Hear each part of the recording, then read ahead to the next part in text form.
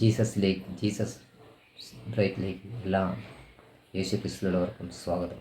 എൻ്റെ പ്രിയ ജനങ്ങളെ, ഇന്നത്തെ ചിന്താവിഷയം, നാം എത്ര പ്രാർത്ഥിച്ചാലും നമുക്ക് ആ പ്രാർത്ഥന ഒരു മറുപടിയുമില്ല. അതിനുവേണ്ടി നാം എന്ത് ചെയ്യണം? രാവിലെ പ്രാർത്ഥിക്കുന്നു, വൈകുന്നേരം പ്രാർത്ഥിക്കുന്നു, 24 മണിക്കൂർ പ്രാർത്ഥന, 47 മണിക്കൂർ പ്രാർത്ഥന. ഒരു സഭയിൽ പാസ്റ്റർ പ്രാർത്ഥിക്കാൻ പറയുന്നു, അതുപോലെ ഇവിടെ കൂടെ വേറൊരു പ്രാർത്ഥന ഇവിടെയെല്ലാം ഉണ്ട്, അവിടെയെല്ലാം പോയി പ്രാർത്ഥിക്കുന്നു. എന്നിട്ട് നമ്മുടെ വിഷയങ്ങൾക്ക് ഒരു മാറ്റമൊന്നുമില്ല. രാവിലെ വെളുപ്പാൻ 2 മണിക്ക് കഴിച്ച് പ്രാർത്ഥിക്കുന്നു, 6 മണിക്ക് കഴിച്ച് പ്രാർത്ഥിക്കുന്നു, ഉച്ചയ്ക്ക് പ്രാർത്ഥിക്കുന്നു, രാത്രി പ്രാർത്ഥിക്കുന്നു. ഈ വിഷയങ്ങളെല്ലാം പ്രാർത്ഥിക്കും. ഇത് കൂടാതെ തന്നെ കുടുംബ പ്രാർത്ഥന, കൂട്ടിലെ സഭാ പ്രാർത്ഥന, ഇതെല്ലാം ചെയ്യുന്നുണ്ട്. ஆனால் എൻ്റെ വിഷയങ്ങൾക്ക് ഒരു മാറ്റമില്ല. എന്താണ് മാറ്റം വരാൻ? അതിന് നാം എന്ത് ചെയ്യണം? അതിന് മാറ്റമില്ലെങ്കിൽ ഈ സഭാവിശ്വാസികൾക്കടുത്ത് ഈ നമ്മുടെ പാസ്റ്റർമാർ പറഞ്ഞു കൊടുക്കുന്നില്ല. ആരുടെ പ്രാർത്ഥനയാണ് കേൾക്കുന്നത്? ആരുടെ പ്രാർത്ഥന ദൈവം? എല്ലാവരുടെയും പ്രാർത്ഥനയും ദൈവം കേൾക്കും. അതിന് നാം ചെയ്യേണ്ടതെന്നുള്ളൂ. ഈ ഭൂലോകത്ത് ദൈവം ഇവിടെയല്ല, ദൈവത്തിനൊരു പദ്ധതിയുണ്ട്. ആ പദ്ധതിയെ പൂർത്തീകരിക്കാൻ വേണ്ടിയാണ് തൻ്റെ ഏകജാതന പുത്രനെ ഭൂമിയിലേക്ക് അയച്ചത്. യോഹന്നാൻ 3:14 പറഞ്ഞ, എൻ്റെ ഏകജാതന പുത്രനെ ഭൂമിയിൽ അയച്ചാൽ അവനെ ഒന്ന് സ്വീകരിച്ചാൽ മാത്രം മതി. അവനെ സ്വീകരിക്കുമ്പോൾ മാത്രമാണ് നിങ്ങളുടെ വിഷയങ്ങൾക്കെല്ലാം മാറ്റങ്ങൾ വരും. എത്ര പേര് സ്വീകരിച്ചിട്ടുണ്ട്? എൻ്റെ മക്കളെ, ആ കർത്താവിനെ ഒന്ന് സ്വീകരിച്ച് കൊണ്ട് അവനെ ഏറ്റെടുക്കുമ്പോൾ മാത്രമാണ് നമ്മുടെ വിഷയങ്ങൾക്കെല്ലാം പ്രാർത്ഥന. എന്താണ് ഏറ്റെടുക്കുമ്പോൾ? നമ്മളെ ഏറ്റെടുക്കുമ്പോൾ നമ്മൾ സ്വർഗീയ പിതാവിൻ്റെ മക്കളായി കർത്താവേ, അപ്പാ, ഈ ഭൂലോകത്ത് ആ മക്കളാൻ വേണ്ടിയാണ് യേശുക്രിസ്തുവിനെ അയച്ചത്. ഒരു മകളോ യേശുക്രിസ്തുവിനെ സ്വീകരിക്കുമ്പോൾ നമ്മൾ സ്വർഗീയ പിതാവിൻ്റെ മക്കളാകും.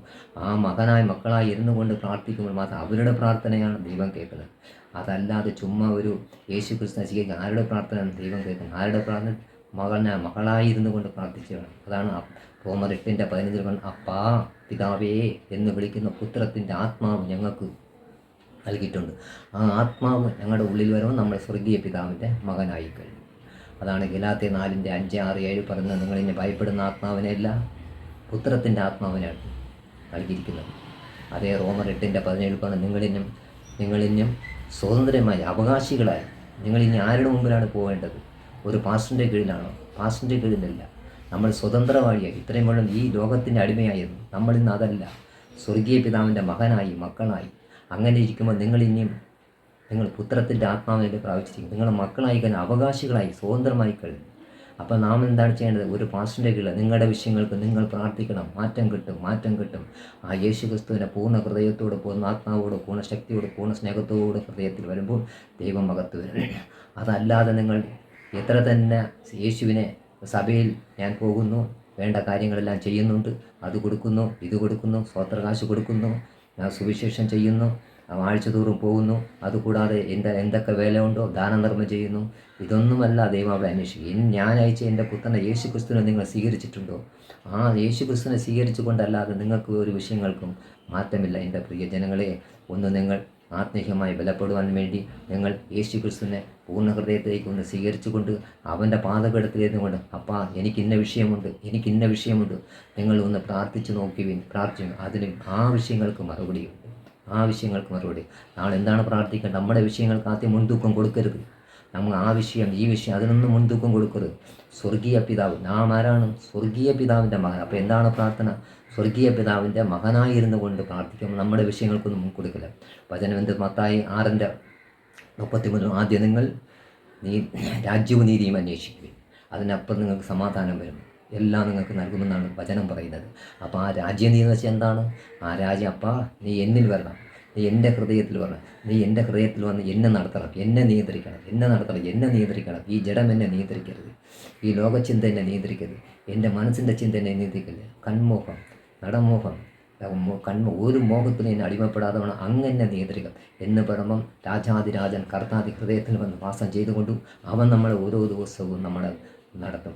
അതാണ് രാജ്യം ധ്യാനം. അതിനുശേഷം നിങ്ങളിപ്പം ആ കൊളോസിയർ 3:1-2 പറയുന്നുണ്ടല്ലോ, നിങ്ങൾ മേലെയുള്ള കാര്യങ്ങൾ ചിന്തിക്കുമ്പോൾ കീഴെയുള്ള കാര്യങ്ങൾ അവൻ ചിന്തിക്കും. അപ്പം ദൈവത്തിൻ്റെ മേലെയുള്ള കാര്യങ്ങൾ നാം ചിന്തിക്കുമ്പോൾ ഭൂമിയിലുള്ള സകല കാര്യങ്ങളും ദൈവം തിരിച്ചു. ഇതൊന്നും ഈ പാസ്റ്റേഴ്സ്മാർ പറഞ്ഞു കൊടുക്കുന്നില്ല. നിങ്ങൾ എന്ത് പറഞ്ഞു കൊടുക്കും? നിങ്ങൾ പ്രാർത്ഥന, പാസ്റ്റർ എനിക്ക് ഞാൻ പ്രാർത്ഥന എൻ്റെ വിഷയങ്ങൾക്ക് മാറുന്നില്ല. ഒന്ന പ്രാർത്ഥന, നീ എന്തൊരു ഒരു കുറവുണ്ട്, ഇനിയും പ്രാർത്ഥിക്കും, ഇനിയും പ്രാർത്ഥിക്കും. എന്തൊരു കുറവ്? എന്തിനാണ് കുറവ്? ഈ ഒരു കുറവർക്കുള്ളൂ. അപ്പൻ ബന്ധമില്ല.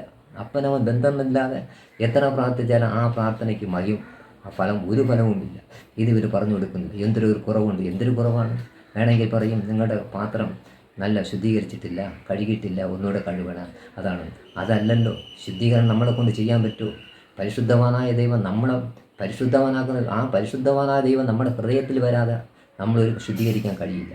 ഉദാഹരണത്തിന് നമുക്ക് വേണ്ടപ്പെട്ട ഒരാളൊരു തട്ടത്തിൽ കുറേ മുന്തിരിയും ആപ്പിളും ഇന്തിരും ഫ്രൂട്ട്സൊക്കെ കൊണ്ട് തന്ന് ആ തട്ടവും കഴുകാതെയും കയ്യും കഴുകാതെയും നമ്മുടെ മുമ്പേ കൊണ്ട് നീട്ടിയാൽ നമ്മൾ സ്വീകരിക്കും. എന്താണ് അത്? അത്ര അഴുക്ക് പറ്റിയിരിക്കുകയാണ്. ആ അഴുക്ക് പറ്റി നമ്മളൊന്നും സ്വീകരിക്കില്ല. നാം അങ്ങനെ സ്വീകരിക്കുമ്പോൾ എൻ്റെ ദൈവത്തിന് എങ്ങനെയാണ്? ഗലാത്യർ 20:26 പറയുന്നത്, ഞാൻ പരിശുദ്ധവനായിരിക്കുന്നത് പോലെ നിങ്ങളും പരിശുദ്ധവനായിരിക്കണം. ഈ പരിശുദ്ധമില്ലാതെ നമ്മൾ എത്ര തന്നെ ആരാധിച്ചാലും ദൈവം കേൾക്കില്ല. അതല്ല യേശയ്യ 59:1-2, നിങ്ങളുടെ പ്രാർത്ഥനയോ ഞാൻ കേൾക്കുന്നുണ്ട്, എൻ്റെ കാത് മന്ദീഭവിച്ചിട്ടില്ല, എൻ്റെ കയ്യോ കുരുടില്ല. കാരണം എന്താണ്?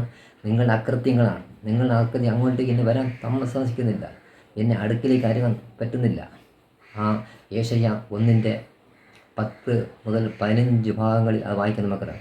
അവിടെ പറയുന്നുണ്ട്, നിങ്ങൾ ആരാധന എനിക്ക് വേണ്ട, നിങ്ങൾ സ്തൂപങ്ങൾ എനിക്ക് വേണ്ട, നിങ്ങളുടെ സഭായോഗം എനിക്ക് വേണ്ട, എനിക്ക് വേണ്ട എന്ന് ഇതെല്ലാം വേണമെന്നാണ് മോശെ മുഖാന്തരം പ്രമാണത്തിൽ എഴുതിക്കൊണ്ടത്. പക്ഷേ ആ ദൈവമെന്നും പറയുകയാണ്, വേണ്ട, യേശയ്യാരോട് ഇതെല്ലാം നിർത്താൻ പറ, എനിക്ക് ഒരുമാതിരിക്കാൻ നിർത്താൻ പറ. എന്താണ് അവരുടെ ആ 16 പറയും, യേശയ്യ 1:14, നിങ്ങളുടെ ഹൃദയങ്ങളെ ശുദ്ധീകരിക്കുവിൻ. നിങ്ങളുടെ ഹൃദയങ്ങൾ ശുദ്ധീകരിച്ചുകൊണ്ട് എനിക്കിഷ്ടപ്പെട്ട വഴികൾ, നിങ്ങളുടെ വഴികളിൽ നടക്കരുത്, മാനസാന്തരപ്പെടുവേൻ, നിങ്ങളുടെ മനസ്സിൻ്റെ ചിന്തകളെല്ലാം മാറ്റുവേൻ, എനിക്കിണങ്ങിയ മക്കളായിട്ട് നടക്കുവേൻ എന്നിട്ട് ചെയ്യും. അതേ ആമോസ് 5:23 പറയുന്നത്, നിങ്ങളുടെ പാട്ട് എനിക്ക് വേണ്ട, പാട്ടിൻ്റെ എല്ലാം നിർത്തുവേൻ. മ്യൂസിക് എല്ലാം പാട്ട് കൊള്ളാത്തത് കൊണ്ടാണോ? എല്ലാം നിർത്താൻ പറഞ്ഞിട്ടുണ്ട്. എന്താണ് ആമോസ് എന്ന് പറഞ്ഞത്? പാട്ട് കൊള്ളാത്തത് കൊണ്ടാണോ? എല്ലാം കൊള്ളാം, പാട്ട് കൊണ്ട് ആരാധനകളും മ്യൂസിക് എല്ലാം. എനിക്കത് കേൾക്കുമ്പോൾ ഒരുമാതിരിക്കണം. ഇവരെല്ലാം കേൾക്കുന്നു, ചെയ്യുന്നു, പാടുന്നുണ്ട്. ഇവർ ജീവിക്കുന്നത് എങ്ങനെയാണ്? അത് കഴിഞ്ഞിട്ട് അവരുടെ പോയ പോക്കിൽ അവർ ജീവിക്കും. ഇതെല്ലാം നിർത്താൻ പറഞ്ഞു. ഇതെല്ലാം ദൈവത്തിന് വേണ്ടാമെന്ന്. അതേപോലെ തന്നെയാണ് യിരെമ്യാ 7:16 പറയുന്നുണ്ട്, നീ അവർക്ക് വേണ്ടി പ്രാർത്ഥിക്കരുത്, നീ ജനത്തിന് വേണ്ടി പ്രാർത്ഥിക്കരുത്. ഞാൻ പറയുന്ന വഴികൾ അവർ നടക്കുന്നില്ല. അവർ തോന്നിയ വഴികൾ നടന്നുകൊണ്ടിരിക്കുകയാണ്. അവർക്ക് വേണ്ടി നീ പ്രാർത്ഥിക്കരുത്. യിരെമ്യാ ദൈവം വിളിച്ച് പറയുകയാണ്, നീ അവരുടെ വിഷയങ്ങൾക്ക് പോകുന്നുണ്ട്, നിൻ്റെ കാര്യങ്ങൾ നീ പറയുന്നുണ്ട്, സഭയിലെല്ലാം പറയുന്നുണ്ട്, എല്ലാം ചെയ്യുന്നുണ്ട്. പക്ഷേ എന്ത് ചെയ്യാം? അവർക്ക് വേണ്ടി നീ പ്രാർത്ഥിക്കരുത്. അവരുടെ വഴികൾ നടന്നുകൊണ്ടിരിക്കുന്നു. എനിക്ക് ഇഷ്ടമില്ലാത്ത വഴികൾ നടന്നുകൊണ്ടിരിക്കുകയാണ്. ഇത് തന്നെയാണ് യിരെമ്യാ 11:14 ഇതേ വിഷയം തന്നെ അവിടെയും പറയുന്നു. എൻ്റെ പ്രിയജനങ്ങളെ, നിങ്ങൾ അവൻ്റെ വഴികൾ നടന്നുകൊണ്ട്, അവൻ ഇഷ്ടപ്പെട്ട വഴികൾ നടന്നുകൊണ്ട്, അവന് ഇഷ്ടമില്ലാത്ത കാര്യങ്ങളെ വിട്ടുകൊണ്ട് ഈ ലോകത്തിന് റോമർ 12 ഈ പ്രപഞ്ചത്തിന് ഒത്ത വേഷം കെട്ടാതെ നിങ്ങൾ ഈ പ്രപഞ്ചത്തിന് ഒത്ത വേഷം കെട്ടാതെ രൂപാന്തരപ്പെട്ട് പുതിയൊരു മനുഷ്യനാകില്ല. അപ്പോൾ നിങ്ങൾക്ക് ആ വഴികളിൽ നിന്ന് ദൈവം നിങ്ങളുടെ കൂടെ ഇരുന്നുകൊണ്ട് ആ വഴികൾ നിങ്ങൾക്ക് നടത്തും. അതിലേക്ക് ദൈവം നമ്മളെ നടത്തും. വീണ്ടും നിങ്ങൾ ഈ രൂപത്തിന് അനുരൂപരാകാതെ ഈ ലോകത്തിലെ ഈ പ്രപഞ്ചത്തിലേക്കുള്ള മോഹങ്ങളെല്ലാം വിട്ടൊഴിഞ്ഞുകൊണ്ട് ഈ മനസ്സ് പുതുക്കി രൂപാന്തരപ്പെട്ട് നല്ലൊരു പുതിയ മനുഷ്യനായി വന്ന് അതിലിരുന്നു കൊണ്ട് നിങ്ങൾ പ്രാർത്ഥിക്കുകയും നിങ്ങളുടെ വിഷയങ്ങൾക്കെല്ലാം മാറ്റമുണ്ടാകും.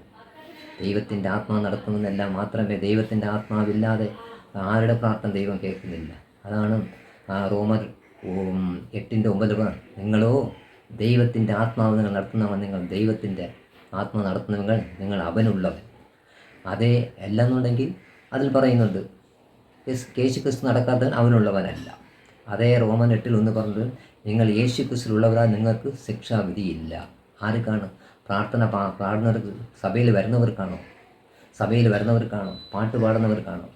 അല്ല സുവിശേഷം ചെയ്യുന്നവർക്കാണോ? അതുപോലെ നിങ്ങൾക്ക് വചനങ്ങൾ പ്രമാണിക്കുന്നവർക്കാണോ? ഇങ്ങനെ അനേക കാര്യങ്ങൾ സഭയ്ക്കൊക്കെ ചെയ്യുന്നത് അവിടെ പറഞ്ഞത്. യേശുക്രിസ്തുവിനെ സ്വീകരിക്കുന്നവർക്കാണ് അവിടെ പറയുന്നത്. എന്താണില്ലാത്തത്? നിങ്ങൾക്ക് അഗ്നിയില്ല. എന്താണ്? ശിക്ഷാവിധിയില്ല എന്നാണ് അവിടെ പറയുന്നത്. ശിക്ഷാവിധിയില്ല. എന്താണ് ശിക്ഷാവിധി? ദൈവം അവിടെ ശിക്ഷാവിധി. അപ്പോൾ യേശുക്രിസ്തുവിനെ സ്വീകരിച്ചവർക്ക്, സഭയിൽ പോകുന്നവർക്കല്ല. യേശുക്രിസ്തു നിങ്ങൾ സ്വീകരിച്ചിട്ടുണ്ടെങ്കിൽ മാത്രമേ നിങ്ങൾക്ക് ശിക്ഷാവിധി. അതല്ല സഭയിൽ വരുന്നുണ്ടല്ല. അപ്പോൾ യേശുക്രിസ്തുവിനെ സ്വീകരിച്ചുകൊണ്ട് നിങ്ങൾ പ്രാർത്ഥിക്കുക. നിങ്ങളുടെ വിഷയങ്ങൾക്കെല്ലാം മറുപടി ഉണ്ട്. ആ വിഷയങ്ങൾക്ക് യേശുക്രിസ്തുവിലല്ലാതെ വേറെ ആരിലും മറുപടിയില്ല. എൻ്റെ പ്രിയജനങ്ങളെ, നിങ്ങൾ വീണ്ടും ഈ പാസ്റ്റർമാരുടെ വാക്കുകൾ കേട്ട് അതിലേക്ക് പോകാതെ നിങ്ങൾ മനസ്സ് പുതുക്കി രൂപാന്തരപ്പെട്ട് നിങ്ങളൊരു പുതിയ മനുഷ്യനായി നിങ്ങൾ പാല് കുടിക്കുന്ന ഇപ്പോൾ ജനിച്ച കുട്ടികളെപ്പോലെ പാല് കുടിച്ചുകൊണ്ട് ആ മനസ്സ് രൂപാന്തരപ്പെട്ട് നിങ്ങൾ നടക്കുകയും അപ്പോൾ നിങ്ങളുടെ ദൈവം നിങ്ങളുടെ വഴികൾ നടന്നുകൊണ്ട് നിങ്ങൾ എന്നാൽ അതിൻ്റെ അർത്ഥം എന്താണ്? അതിൻ്റെ അർത്ഥം എന്താണ്? ഇപ്പോൾ കുട്ടികൾ തമ്മിൽ വഴക്ക് കൂടും, 2 കുട്ടികൾ തമ്മിൽ വഴക്ക് കൂടുമ്പം അവർ തമ്മിൽ അടി വെച്ചുകൊണ്ട് അല്പനേരം കഴിയുമ്പോൾ ഒരെണ്ണം അവർ ഒന്നായി 2 കുട്ടികൾ ഒന്നായി. അപ്പോൾ ആ മനസ്സിനകത്ത് അവർക്ക് കളങ്കമില്ല. അപ്പോൾ അതുപോലെയാണ് ആ വചനം അവിടെ പറഞ്ഞു. ആ മനസ്സിനകത്ത് ഇതെന്ന് പറയുമ്പോൾ ഈ മനസ്സിനകത്ത് എന്താ പറയുന്നില്ല, പല ചിന്തകളും വെച്ചുകൊണ്ട് പ്രാർത്ഥിച്ചുകൊണ്ട് വരുമ്പോൾ നമ്മുടെ വിഷയങ്ങൾക്ക് മാറ്റമില്ല. ഇരമ്യ 17:9 മനുഷ്യ ഹൃദയമോ കഠിന ഹൃദയം. ആ ഹൃദയത്തിനെ വെച്ചും കൊണ്ടാണ് നമ്മൾ ആരാധിക്കുന്നത്. എത്ര പേരുടെ ഹൃദയം മാറ്റിയിട്ടുണ്ട്.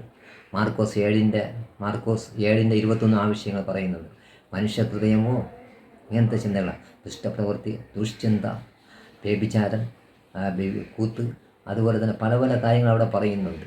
ദുഷ്ടചിന്ത, ദുഷ്ടപ്രവൃത്തി, ദുഷ്ടവഴികൾ നടക്കുക. ഇതെന്താണിത്? സഭയിലേക്കകത്ത് ഒരു നല്ല വചനം പറയുകയാണെന്നുണ്ടെങ്കിൽ ആ മകൻ പറയുമ്പോൾ നമുക്ക് അസൂയ. നല്ല ഡ്രസ്സ് ഇട്ടുകൊണ്ട് വന്നാൽ നമുക്ക് അസൂയ. നല്ല പാൻറ് ഷർട്ട് ഇടുന്നത് മറ്റൊരു അസൂയ. അന്ന് 2 പാട്ടുപാടി ആരാധിച്ച് ഒരു മകൻ അവിടെ പാടിക്കഴിഞ്ഞാൽ അത് അസൂയ. ഇതെല്ലാം എടുത്ത് ഈ ഹൃദയങ്ങളെ വെച്ചുകൊണ്ടാണ് പ്രാർത്ഥിക്കുന്നത്. അപ്പോൾ ഈ പ്രാർത്ഥനയ്ക്കൊന്നും മറുപടിയില്ല. ഈ ഹൃദയത്തിനകത്ത് ഈ ദുഷ്ടചിന്ത, ദുഷ്ടപ്രവൃത്തി വെച്ചുകൊണ്ടിരുന്ന ഇങ്ങനെ പ്രാർത്ഥന. ഭാര്യ ഭർത്താക്കം വീട്ടിൽ നിന്ന് ഇറങ്ങി ഒന്നിച്ചു വരുന്നു, വീട്ടിൽ നിന്ന് ഇറങ്ങി ഒന്നിച്ചു വരുന്നു. സഭയ്ക്കകത്ത് ഭയങ്കര പ്രാർത്ഥന, ആരാധന. പരസ്പരം ഇവിടെ വന്നുകൊണ്ട് ഭാര്യ പ്രാർത്ഥിക്കുന്നു, ഭർത്താവ് പ്രാർത്ഥിക്കുന്നു, എല്ലാം ചെയ്തു. വീട്ടിൽ കഴിഞ്ഞ ഉടനെ പരസ്പരം മിണ്ടത്തില്ല, ഒന്നും ചെയ്യുന്നില്ല. അവരൊരു ഭാഗം ഒരു ഫോണിലിരിക്കുക, ഇവരൊരു ഭാഗത്തിരിക്കുക, മകൻ ഒരിടത്ത്. ഇന്ന് എന്താണ് ചെയ്യുന്നത്? ഞായറാഴ്ച കഴിഞ്ഞ് പ്രാർത്ഥന കഴിഞ്ഞ് പോകുന്തോറും എല്ലാം കഴിഞ്ഞ് ഇന്ന് ഞാൻ ആരാധനയ്ക്ക് പോയി, എല്ലാം ചെയ്തു. യൂട്യൂബ് കാണും ഒരു പക്കം, യൂട്യൂബിൽ മോൻ ഒരു പക്കം, ഭാര്യ ഒരു പക്കം, ഭർത്താവ് ഒരു കയ്യിൽ. അത് കഴിഞ്ഞ് ഇന്നലെ വിട്ടുപോയ ചാനൽ എന്തെല്ലാം കാര്യങ്ങളുണ്ടോ അതെല്ലാം നോക്കും. ആ ലോകചിന്തയിലേക്ക് വെളിയിലേക്ക് പോയി അത് അങ്ങനെയൊക്കെ പോകും. എന്താണ്? വീണ്ടും പഴയ രീതി തന്നെയാണ്. ഇത് തന്നെയാണ് 6 ദിവസം തുടർന്നുകൊണ്ട് യൂട്യൂബിലും കണ്ട് ലോകക്കാരെ പോലെ ജീവിച്ചുകൊണ്ട് ലോക വഴി നടന്നുകൊണ്ട് വീണ്ടും ഞായറാഴ്ച കൂടെ വരും. പിന്നെ എങ്ങനെ നമ്മുടെ പ്രാർത്ഥന കേൾക്കും? എൻ്റെ പ്രിയജനങ്ങളെ, ഇതെല്ലാം വിട്ടൊഴിവീൻ.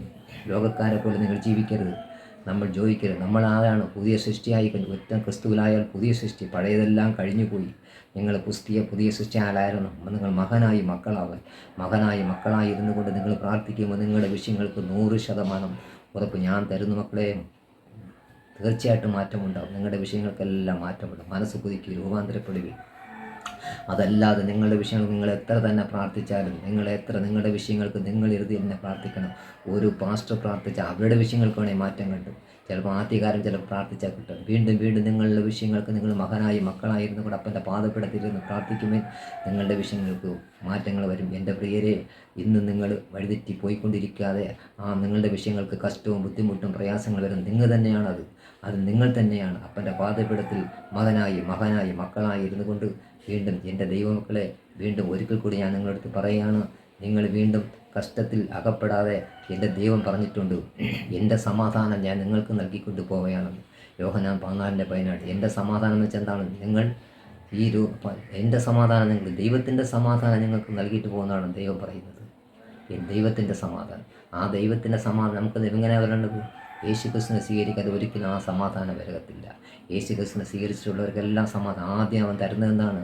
സമാധാനം, സന്തോഷം. ഇതെല്ലാം ദേഷ്യമെല്ലാം തരും. പിന്നെ അവൻ നമ്മളെ രൂപാന്തരപ്പെടുത്തിക്കൊണ്ട് അതിനെല്ലാം വേണ്ടതാണ് പരിശുദ്ധാത്മാവ്. അതെന്താണ്? വചനം പറയുന്നുണ്ടല്ലോ, മക്കളായെങ്കിൽ മാത്രമേ ചെയ്യാൻ പറ്റുള്ളൂ. റോമർ 8:14. ദൈവാത്മാ നടത്തുന്നവരെല്ലാം ദൈവത്തിൻ്റെ മക്കൾ, അല്ലാത്തവർ മക്കളല്ല. അപ്പം പരിശുദ്ധാത്മ പരിശുദ്ധാത്മാകത്ത് വന്ന അപ്പോസ്തല പ്രവർത്തനം 1:8 പരിശുദ്ധാത്മ നിങ്ങൾ വരുമ്പോൾ ഈ ദേശത്ത് സാക്ഷിയാവെന്ന് പറഞ്ഞത്. എന്താ പരിശുദ്ധാകത്ത് വരുമ്പോൾ? പരിശുദ്ധാത്മ യേശു തന്നെയാണ് പരിശുദ്ധാത്മാവ്. ആ യേശു കർത്ത പരിശുദ്ധാത്മ നമ്മളെ വരുമ്പോൾ ഓരോ ദിവസവും നമ്മളെ രൂപാന്തരപ്പെടുത്തി നമ്മുടെ സ്വഭാവം മാറ്റും, നമ്മുടെ നടപ്പ് മാറ്റും, പെരുമാറ്റം മാറ്റും, എല്ലാം മാറ്റി ഞങ്ങളുടെ ഈ ദേശത്തും വീട്ടിനകത്തും ഫാമിലിക്കകത്തും എല്ലാം സന്തോഷവും സമാധാനവും നമ്മളുടെ രൂപാന്തരപ്പെടും. നമ്മുടെ സ്വഭാവം മാറ്റാൻ വേണ്ടിയാണ് പരിശുദ്ധാത്മ നമുക്ക് തന്നത്. ഈ ദേശം പൊല്ലാത്ത ദേശമാണ്, ഭയങ്കരമായ ദേശമാണ്. അപ്പോൾ അതിനുവേണ്ടി ഞങ്ങളുടെ കൂടെ ഇരുന്നു കൊണ്ട് ദൈവം നമ്മുടെ ഓരോ വഴികൾ നമ്മൾ നടത്തി നമ്മളുടെ എല്ലാ വിഷയങ്ങളും എപ്പോഴും നമ്മുടെ കൂടെ, അപ്പൻ മകൻ ബന്ധം എപ്പോഴും നമ്മുടെ കൂടെ ആയിരിക്കും. മോശയുടെ കൂടെ ഇരുന്നതുപോലെ, ദാവീദിൻ്റെ കൂടെ ഇരുന്നതുപോലെ, യോശുവയുടെ കൂടെ ഇരുന്നതുപോലെ നമ്മുടെ കൂടെ എപ്പോഴും നമ്മുടെ കൂടെ ദൈവം ഇരിക്കുന്നു. ഉൽപ്പത്തി 39:9 യോസേപ്പിൻ്റെ ഒരു കാര്യം അവിടെ പറയുന്നുണ്ട്. യോസേപ്പ് അടിമകളാക്കിക്കൊണ്ട് പോത്തിഫാറിൻ്റെ വീട്ടിൽ കൊണ്ട് വിറ്റിട്ട് പോയി.